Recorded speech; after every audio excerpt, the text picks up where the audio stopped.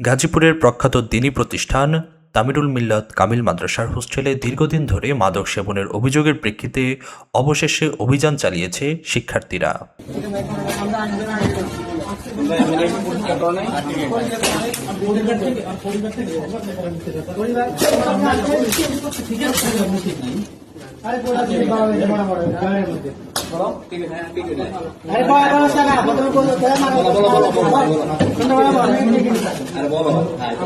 অভিযোগ রয়েছে, বিষয়টি নিয়ে বারবার জানানো হলেও মাদ্রাসা কর্তৃপক্ষ কার্যকর কোনো ব্যবস্থা নেয়নি।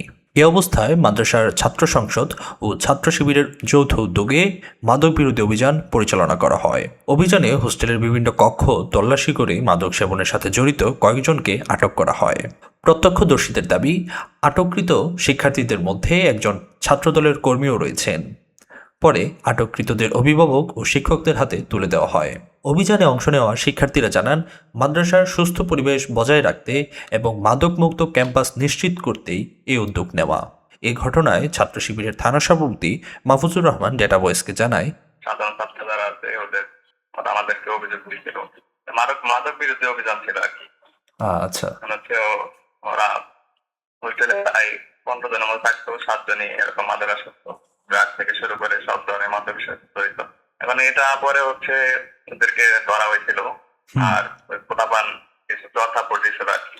সব মিলে এটা পরবর্তীতে হোস্টেল কর্তৃপক্ষ প্লাস মাদ্রাসা প্রশাসন এবং ছাত্র সংসদের দায়িত্বশীলের সাথে বসে এটা সমন্বয় করা হয়েছে।